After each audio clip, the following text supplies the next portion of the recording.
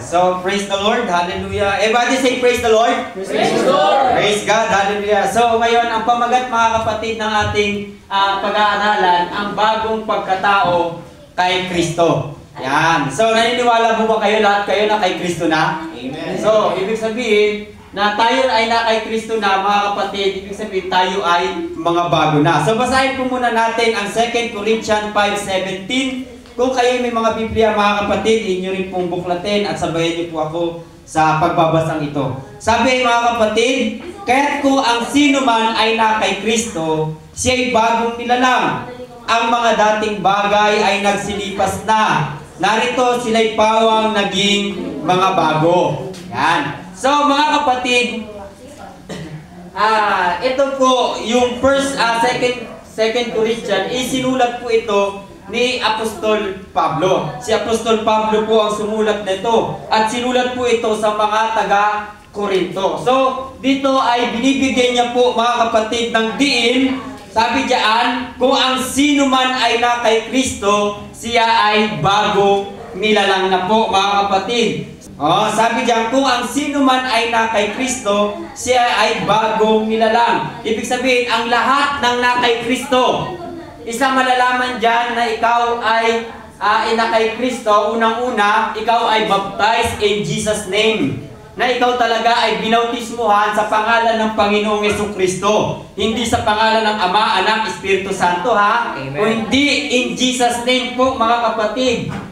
So, ibig sabihin, pag ikaw ay nagpabaptize in Jesus' name, ibig sabihin, tinatanggap mo si Kristo sa iyong buhay. Sinampalatayanan mo, sumampalataya ka sa mga aral ni Kristo, sumampalataya ka na siya ang iyong tagapagligtas.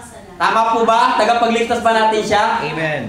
So, sinasampalatayanan natin yun. So, kaya tayo ay nagpasyang magpabautismo sa pangalan ng ating Panginoong Jesucristo. Ibig sabihin, lahat ng na kay Kristo ay isa ng bagong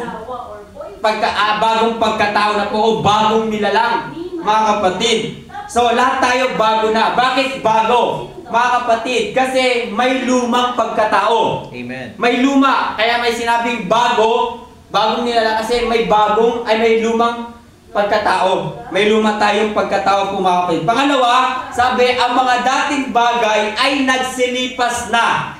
So, ito, sinasabi ni Apostol Pablo, nagsasalita siya sa lahat ng mga na kay Kristo. Lahat ng mga na kay Kristo. Sabi natin, lahat tayo ay na kay Kristo, no? Lahat ito, lahat ng tinanggap si Kristo po, mga kapatid. So, lahat ng may mga na kay Kristo, ang sabi, ang mga dating bagay ay nagsilipas na. Wala na yung dating bagay. Simula na tinanggap mo si Kristo sa iyong buhay, tinanggap mo siya, sinampalataya mo siya, tagapagligtas mo siya. So, bagong nilalang ka na. Nung ikay bagong nilalang na po, mga kapatid, ngayon, inalis mo na yung luma mong pagkatao. Yung dati mong pagkatao, unti-unti mo na to pong inaalis sa iyong buhay po, mga kapatid. Ngayon, mga kapatid, pangatlo, sabi, narito sila'y pawang naging mga bago. So, binigyan pa ni Apostol Pablo ng diin.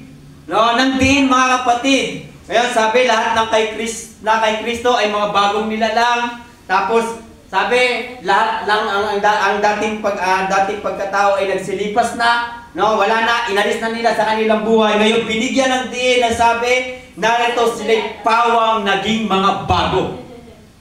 Naging mga bago. So, tayong lahat ng mga na kay Kristo, tayong mga bago na. Mga binago na.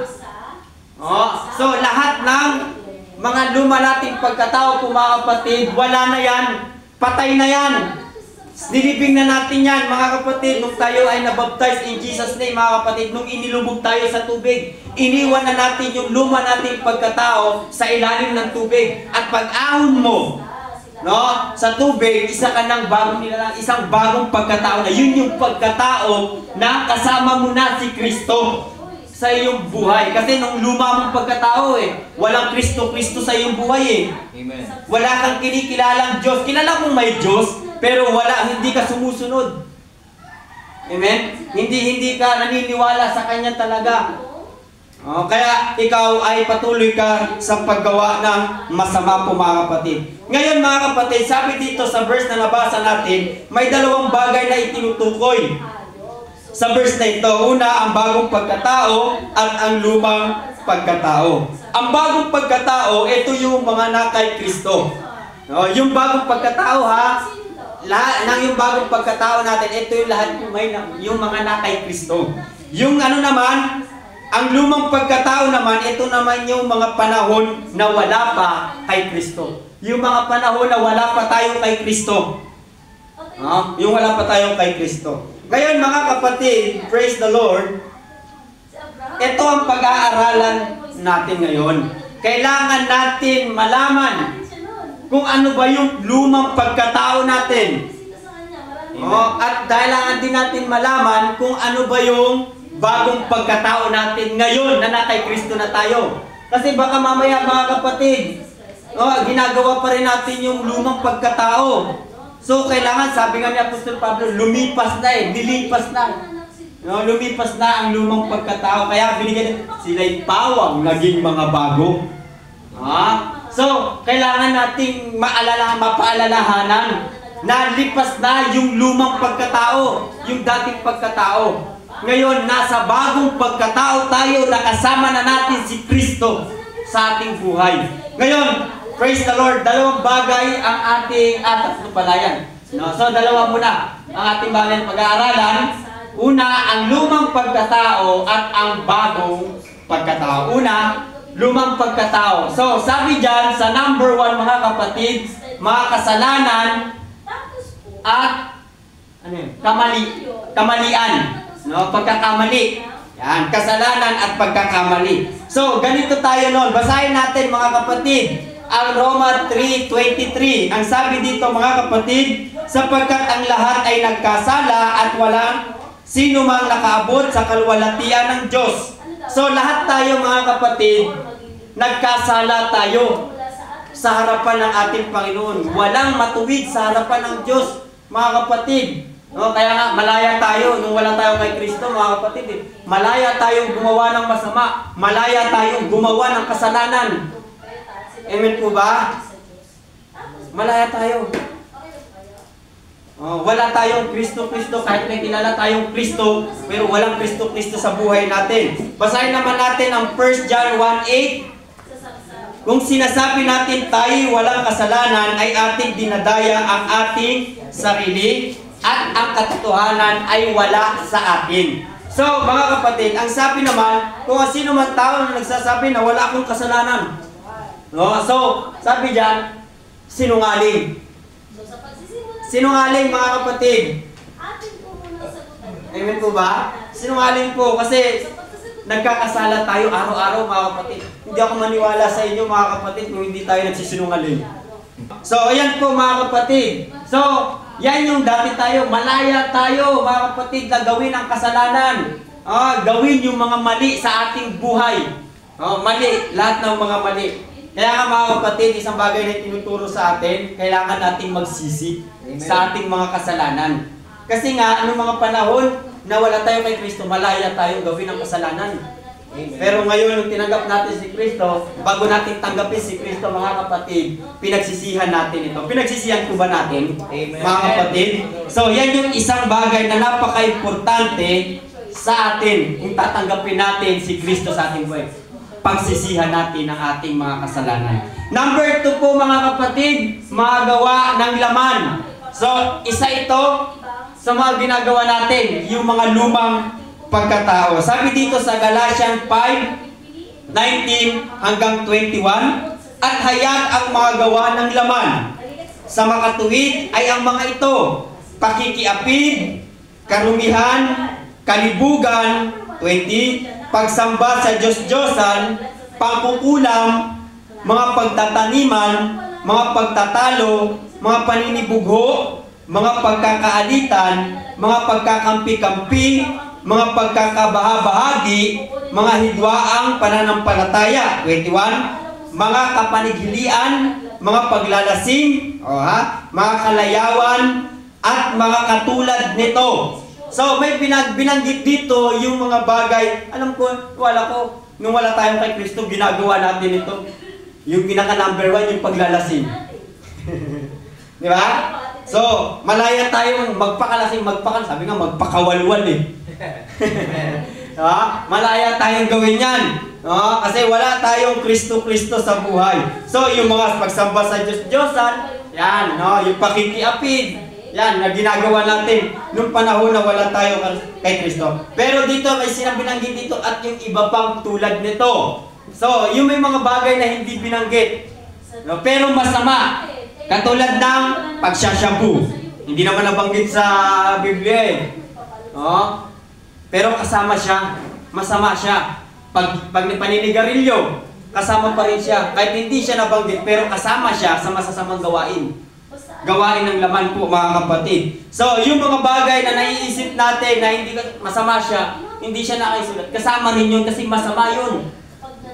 Amen po ba? So, yan po mga kapatid. Yan yung mga bagay na ating mga ginagawa noon. Yung mga gawa ng malayan. Kaya malaya tayong gawin yung mga kahalayan, yung mga kalibugan, kung ano pa yung mga bagay na naiisip natin masama po mga kapatid. So, ayan po. Sabi naman mga kapatid, sa number 3, ang sabi, mga pag-iisip at damdamin na laban sa Diyos. Pag-iisip at mga damdamin na laban sa Diyos. Basahin naman natin ang Colosas 3, verse 5 hanggang 7 na sinasabi dito, patayin nga ninyo ang inyong mga sangkap ng katawang na nasa ibabaw ng lupa.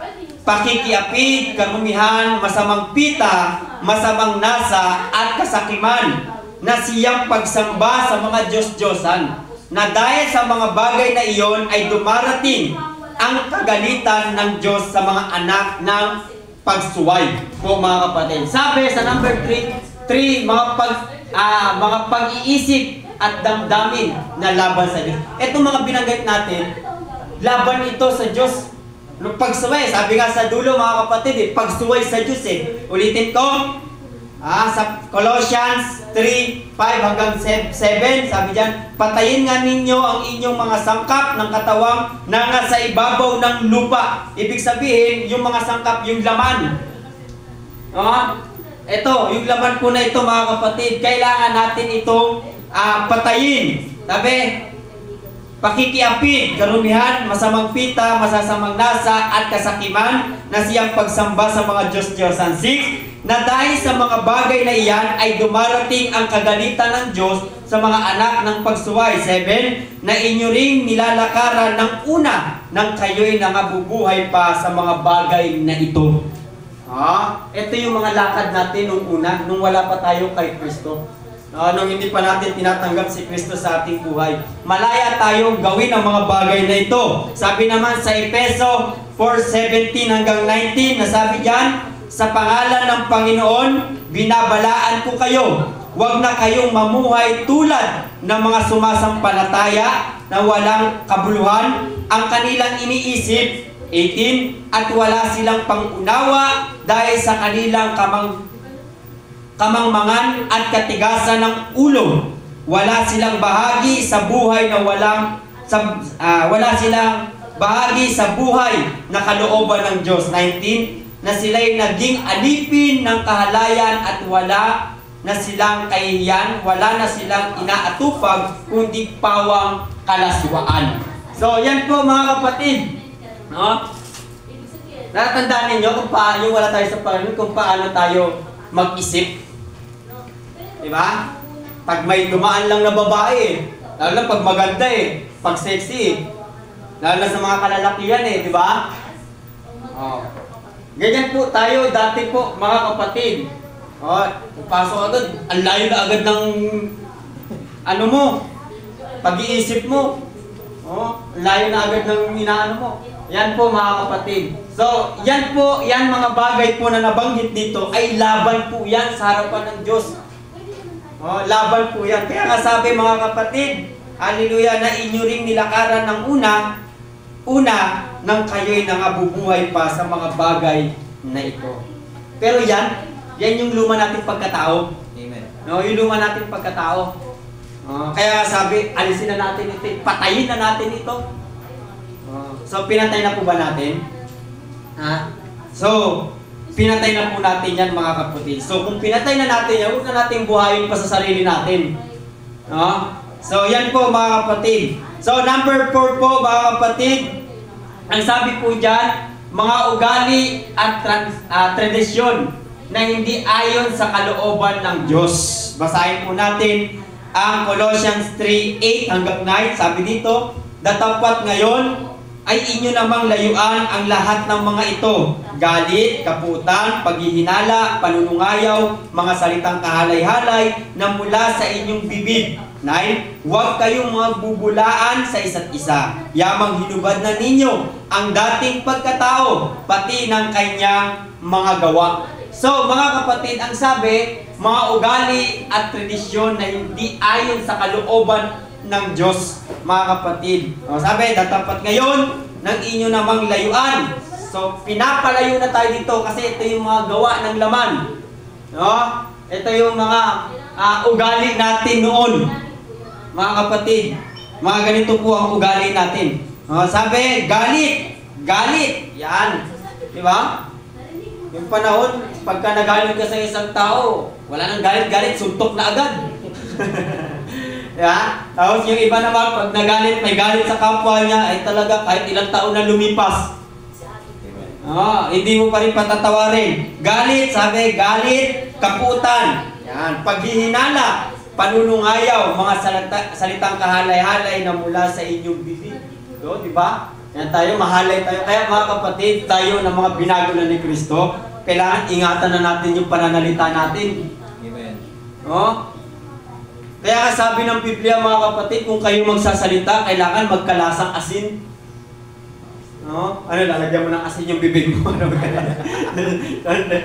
Ibig ko sabihin mga kapatid, kailangan mga kapatid, yung mga sasabihin mo, kailangan malasa, yung merong matututunan ang tao sa'yo. Sa bawat salita mo. Hindi yun mga kapatid, yung bawat salita mo, walang katuturan. Di ba? Pagka nagkwento ka, yabag-yabag mo pa magkwento, pero puro naman kahablugan. So, yan po, kailangan pag tayo magsasalita, lalo mga kapatid, pag tayo magsasalita, alam niyo po, ito sasabihin ko rin sa inyo kaprangkay ko po kayo, yung salitang gago, tarantado, ano naman yan hindi naman talaga mura yan Pero mag-ingat po tayo magsalita ng ganyan. Amen. Mga kapatid, ingatan po natin magsalita. Kahit sabihin mo hindi mura yan, pero pag may nakarinig yan ng iba, nakuha ninyo, lagot tayo. Magkakaroon ng masama silang kaisipan, mga kapatid. So, yan mga kapatid, yung salita niyan, ginagamit yan sa inuukulan. Pero hanggat maaari, sana huwag na natin gamitin. Amen. Para yung ibang tao, hindi magkasala dahil sa atin. Kailangan nga mga kapatid, pag tayo nagsasalita mga kapatid, kailangan yung mayroong matututunan talaga ang isang tao po mga kapatid. So yan po yung mga bagay na dapat nating iwasan. Pinapaiwas tayo dyan sa mga dati nating ugali. Yung mga dati nating mag-isip tayo. Sana mamatay ka na. Siyabog-siyabog, matumba ka sana. Bakit po tayo sana ganun, no? Sana kailangan, alisin na po natin yan yung mga ugaling ganyan, mga kapatid. Sabi naman sa 9, huwag kayong bubulaan sa isa't isa, yamang hinubad na ninyo ang dating pagkatao, pati ng kanyang mga gawa. Yan. So, lahat yung mga nabanggit natin yan, mga kapatid, sa lumang pagkatao, lahat yan, hindi ako naniniwala na hindi natin nagawa yan. Nagawa natin yan. Yan yung lumang pagkatao po, mga kapatid. So, wag na po natin yan balikan. Sabi ng Biblia, pinapalayo na tayo sa mga bagay na ito. Alisin na natin ito sa buhay natin. Yan. Kaya nga mga kapatid, baka mamaya ingat-ingat tayo Bago na po tayo. Bago na tayo. Kay Kristo na po tayo. Kaya kailangan, bawat ginagawa natin, kailangan maingat. Maingat po mga kapatid. Lalo na dapat maging huwarang tayo sa iba. Maging ilaw tayo. Kasi si Kristo na yung nasa sa atin. Amen. Kaya, kunting pagkakamali lang po natin mga kapatid, tandaan ninyo, walang ibang masisira ang pangalan ng Panginoong Jesucristo. Bakit? Ang dala-dala mo ay yung pangalan ni Kristo. Amen po ba? Kaya kailangan mga kapatid, sikapin natin. Hindi naman mabilisan, hindi naman madalian, lalo na kung bago ka pala sa paglilingkod sa Panginoon. Pero unti-unti natin alisin ito sa ating buhay. Yan po mga kapatid. Sunod, yung bagong pagkatao. So ito naman po yung mga bagong pagkatao. So nakita na natin kung ano yung lumang pagkatao. At alam ko, bawat isa sa atin dito, nung wala pa tayo kay Kristo, mga ginagawa natin yun. Ngayon dito na tayo sa bagong pagkatao. Yung bagong pagkatao, nakasama na natin si Kristo po mga kapatid. Number 1, pag-ibig sa Diyos at sa kapwa. Yan yung isa sa mga importante mga kapatid na kailangan meron tayo nakikita sa atin yan mga kapatid na bilang isang mga lingkod na po ni Kristo o lingkod ng Diyos po mga kapatid. Basahin natin ang 1 John 3:13-34 hanggang 35 na sabi dito, isang bagong utos ang sa inyo ibinibigay ko na kayo'y mag-ibigan sa isa't isa, na kung paanong iniibig ko kayo ay mag-ibigan naman kayo sa isa't isa. Sa ganito'y makikilala ng lahat ng mga tao na kayo'y aking mga alagad, kung kayo'y may pag-ibig sa isa't isa. So, lahat ng mga binago ni Kristo, dapat isa ito sa nakikita sa atin po mga kapatid. Ang sabi ng Biblia, sabi diyan, hallelujah, isang bagong utos ang sa inyo ibinigay ko, na kayo'y mag-ibigan sa isa't isa. Kaya napaka-importante po nito mga kapatid sa atin na tayo bilang isang magkakapatid sa Panginoon, dapat nag-iibigan tayo, nagmamahalan tayo sa isa't isa. Mga kapatid, hindi ako bumabanggit yung hahanap ako ng maliligawan. Hindi ganun kasi sabi, mahalin daw Hindi ganun. Kung hindi, itutukoy dito, lahat ito, pangkalahatan ito, lahat ng magkakapatid kay Kristo. Dapat ipinapakita natin yung pag-ibig sa isa't isa mga kapatid. Sabi na kung paanong iniibig ko kayo, ay mag-ibigan naman kayo sa isa't isa. Tingnan ninyo mga kapatid.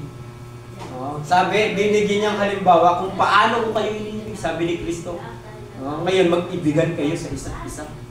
Kung si Kristo kahit gaano ka makasalanan, minahal ka niya, inibig ka niya . Lalo pa kaya yung kapatid mo sa Panginoon.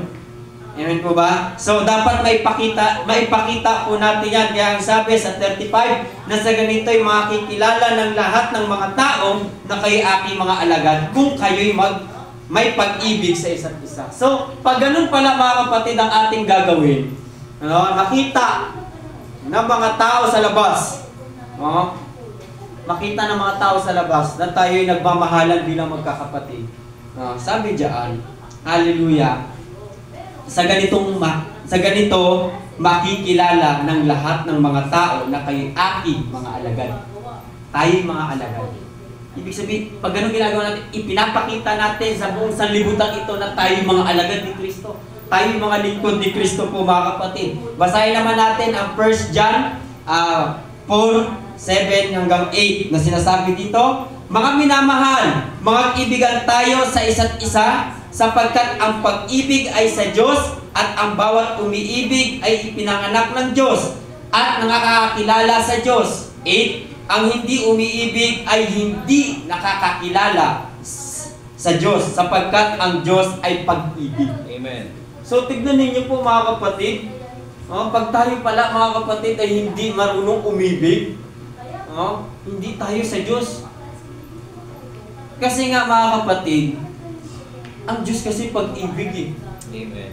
Pag-ibig siya . Tapos lingkod ka ni Kristo, hindi mo may papakita yung pag-ibig sa kapatid mo at sa kapwa mo. Kung ang Diyos nga, siya tinawag ay Diyos ng pag-ibig po mga kapatid. Ulitin ko, mga minamahal, mag-ibigan tayo sa isa't isa, sapagkat ang pag-ibig ay sa Diyos.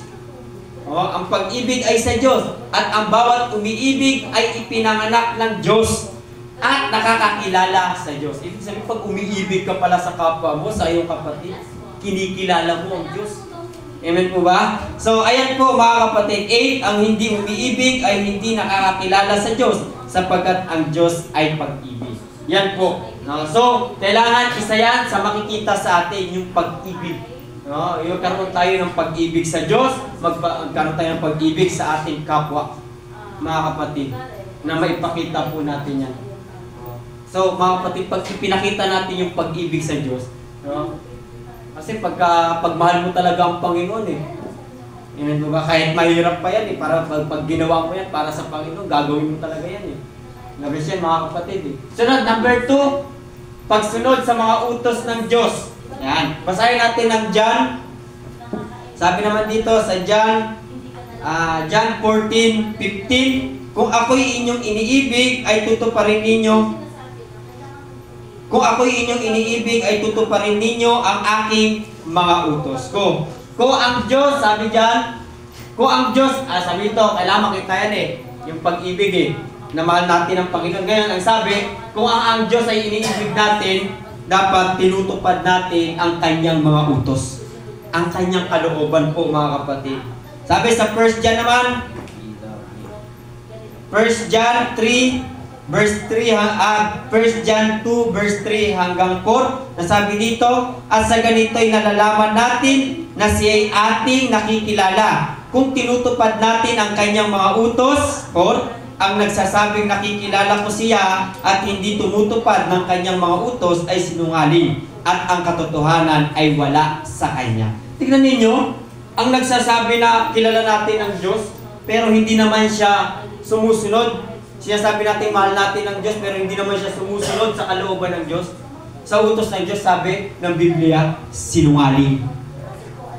Sinungaling. Sabi natin, mahal natin ang Diyos. Iniibig ko po, mahal ko naman, mahal ko ang Panginoon. Kasi kung mahal natin ang Panginoon, dapat sinusunod natin ang kanyang mga utos.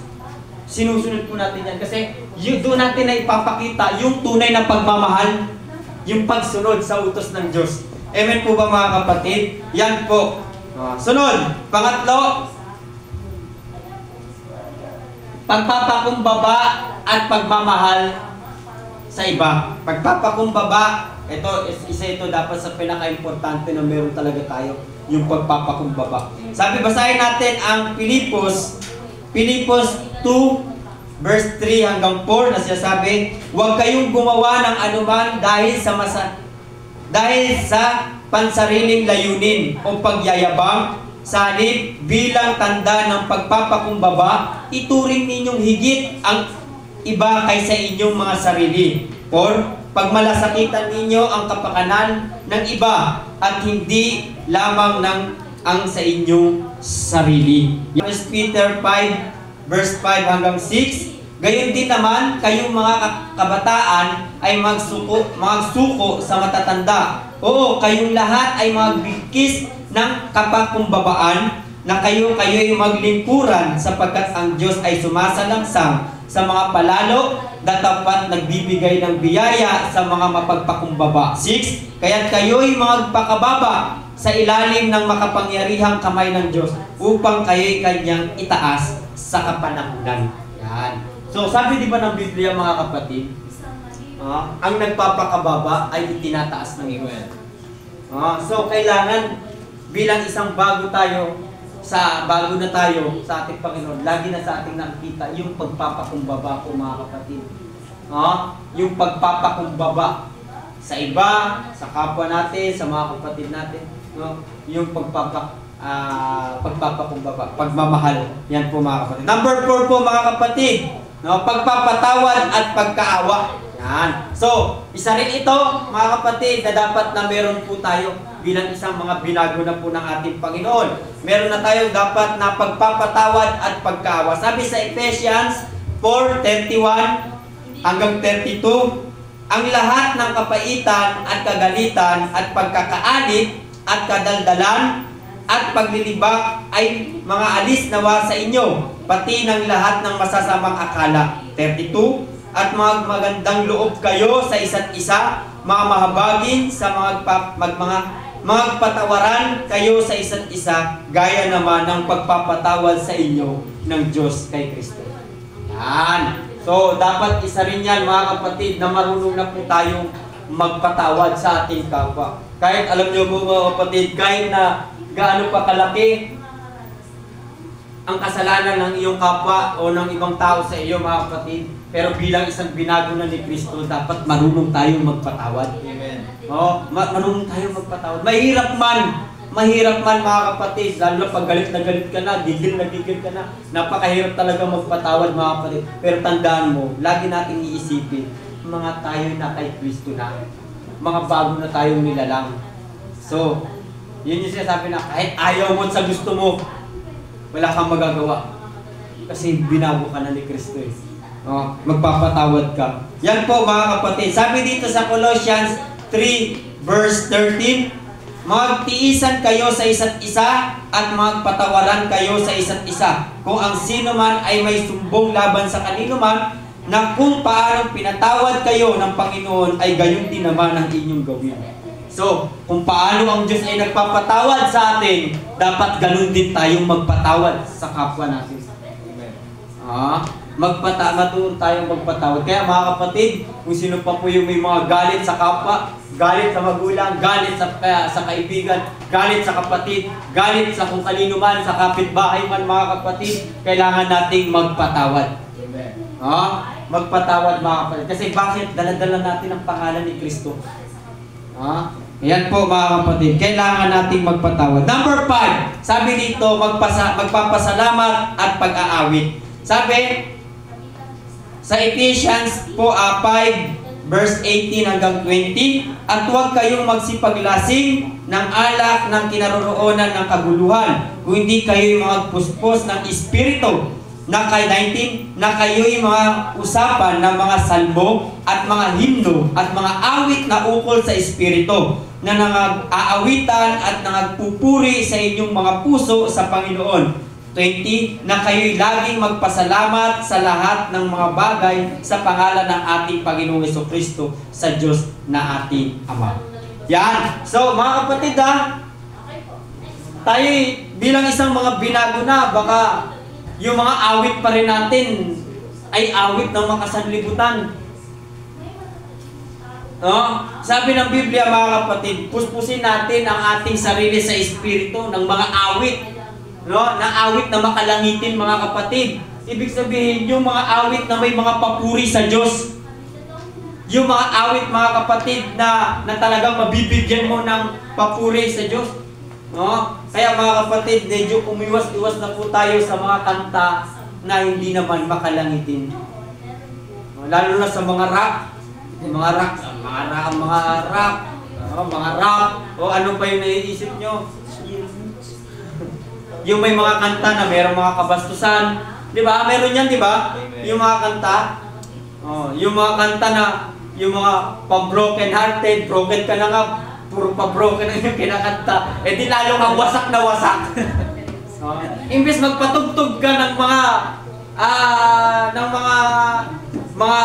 kanta na yan, ng mga pang-broken, magpatugtog ka na lang ng Christian song.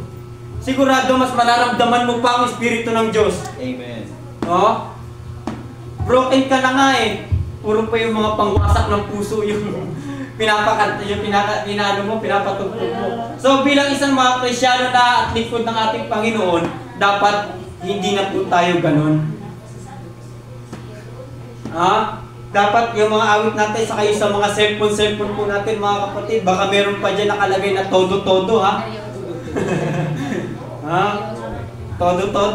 Ano na po natin yan kasi tayo yung mga bagong nilalang na po mga kapatid.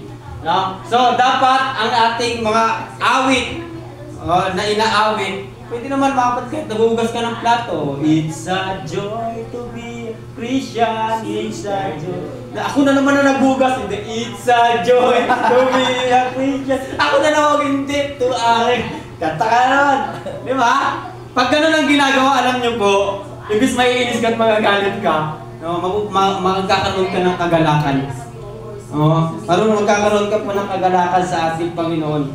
Yan po mga kapatid. Sunod mga kapatid, ang sabi, Colossians 3:16 hanggang 17, na sinasabi, mananahan nawang sagana sa inyo ang salita ni Kristo ay sa buong karunungan kayo magturuan at magpaalalahanan sa isa't isa sa pamamagitan ng mga salmo at mga himno at mga awit at ukol sa Espiritu na magsiawit kayong may biyaya sa inyong puso sa Diyos. 17. At anumang inyong ginagawa sa salita o sa gawa, gawin ninyong lahat sa pangalan ng Panginoong Jesus na nagpapasalamat kayo sa Diyos sa pamamagitan niya. Alam niyo po mga kapatid, ito yung isa ring bagay na kailangan nating matutunan sa ating buhay.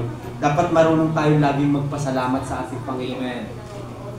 Amen. Sabi, ano man ang inyong gawin, ano man ang inyong ginagawa, dapat matuto tayo magpasalamat sa ating Panginoon. Kasi alam niyo po ba mga kapatid, kung hindi dahil sa Panginoon, hindi natin matatanggap yung mga bagay na yan. Hindi natin mararating yung mga bagay na yan. Amen po ba? Malaking bagay na matuto tayong magpasalamat. At alam niyo po ba, ang lahat ng mga kay Kristo, napaka-imposible na hindi yan marunong magpasalamat. Amen. Marunong magpasalamat yan sa ating Panginoon. Number 6, sabi dito, paggawa ng mabuti at pagtulong sa iba. Basahin natin ang Galatians 6:9 hanggang 10. At huwag tayong magpagod sa paggawa ng mabuti, sapagkat sa kapanahunan ay magsisipag sagana tayo kung hindi tayo maghihimagod. 10. Kaya nga samantalang tayo may pagkakataon, ay magsigawa tayo ng mabuti sa lahat at lalong-lalo na sa mga kasambahay sa pananampalataya. So mga kapatid, na tayo yung mga binago na ni Kristo, hindi ito mawawala. Yung paggawa ng mabuti. Yun po ba? Na tayo ay dapat nakasanayan natin na tayo laging gumagawa ng mabuti po mga kapatid. Sabi dito sa Hebreo 10:24, sikapin din natin gigisingin ang damdamin ng bawat isa sa pagmamahal sa kapwa at sa paggawa ng mabuti. So, lagi dapat tayong gumagawa ng mabuti po mga kapatid. Huwag na natin gawin pag alam natin hindi naman mabuti yan sa harapan ng ating Panginoon. Mas maiging layuan na lang natin, huwag na natin gawin. Kasi pag ginawa po natin yung mga kapatid, mas lalo lang tayo mapapasama. Kaya nga mga kapatid, gumawa tayo lagi tayong gumawa. Pag alam natin mabuti, dapat yun ang mas lalo natin gawin. Yun yung mas dapat natin gawin mga kapatid.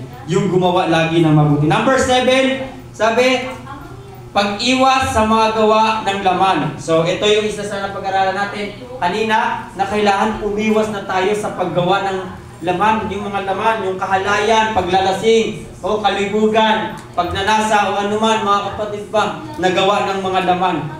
So, nabasa na natin yung verse kanina sa Galatians 5:19 hanggang 20. Sabi dito sa Ephesians 4:22 hanggang 24, at inyong iwan tungkol sa paraan ng inyong pamumuhay na nakaraan, ang dating pagkatao na sumama ng sumama ayon sa mga kahalayan ng pagdaraya. 23, at kayo'y magbago sa espiritu ng inyong pag-iisip. 24, at kayo'y magbihis ng bagong pagkatao na ayon sa Diyos ay nilalang sa katuwiran at sa kabanalan ng katotohanan.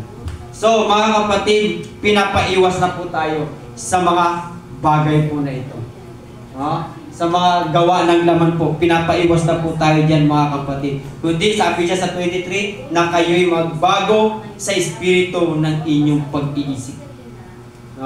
So, yun yung dapat natin gawin. Baguhin na natin yung espiritu na nasa sa atin mga kapatid. Sabi dito sa 8, paglalakbay sa katotohanan at katarungan. Sabi sa Efeso 5:8 hanggang 10, sapagkat noong panahon, kayo'y kadiliman, tatapat kayo'y kaliwanagan sa Panginoon. Magsilakad kayong gaya ng mga anak ng kaliwanagan. 9, sapagkat ang bunga ng kaliwanagan ay nabubuo ng kabutihan at katuwiran at katotohanan. 10, na inyong pinatutunayan ang kinalulugdan ng Panginoon. Yun ang kinalulugdan ng ating Panginoon. So mga kapatid, hallelujah, hallelujah, alisin na po natin. Sabi sa 1 Peter 2:9, datapat kayo isang lahing hiram, isang makharlikang pagkasiserdote, bansang banal, bayang pag-aari, sarili ng Diyos upang inyong ipahayag ang mga karangalan niya tumawag sa inyo mula sa kadiliman hanggang sa kanyang kagilagilalas na kaliwanagan. So mga kapatid, tayo noon nasa kadiliman tayo. Ngayon tayo ay nasa kaliwanagan na. Amen. Na mga kapatid, kaya yung mga bagay na dilim na pamumuhay natin, yung luma nating pagkatao, puno ng kadiliman yun. Pero ito yung bagong pagkatao natin, puno na ito ng kaliwanagan. Kasi bakit? Si Kristo ay nasa sa atin na. Amen? Si Kristo po ay nasa sa atin na. Si Kristo ang nagliliwanag sa atin, mga kapatid. So, yan po yung mga bagay na gusto ko pong sabihin sa inyo, yung mga bagay na tayo, yung mga bago na. So, lagi dyan, inuulit lagi na layuan na natin. Alisin na natin yung lumang pagkatao. Alisin na natin yung dati nating pagkatao. Yung madilim nating pamumuhay. Yun lagi ang sinasabi. No? Ituro, mamuhay tayo sa pag-ibig, mamuhay tayo sa pagsunod sa kaloob sa utos ng Diyos, mamuhay tayo sa mga puro papuri para sa Diyos. No? Mamuhay tayo, mga kapatid, na may pagpapakumbaba, no? At bagong espiritu sa ating Panginoon po, mga kapatid. So, para mga kapatid, hallelujah, tayo ay magpatuloy na mamuhay sa bagong pagkatao, kailangan po natin ito. Itong mga bagay po na ito. Para tuloy-tuloy yung pagbabago natin, tuloy-tuloy yung bagong pagkatao, para hindi na tayo bumalik sa luma nating pagkatao. Una, pananampalataya kay Kristo. Hindi ito yung pananampalataya ng paniniwala lang, ha?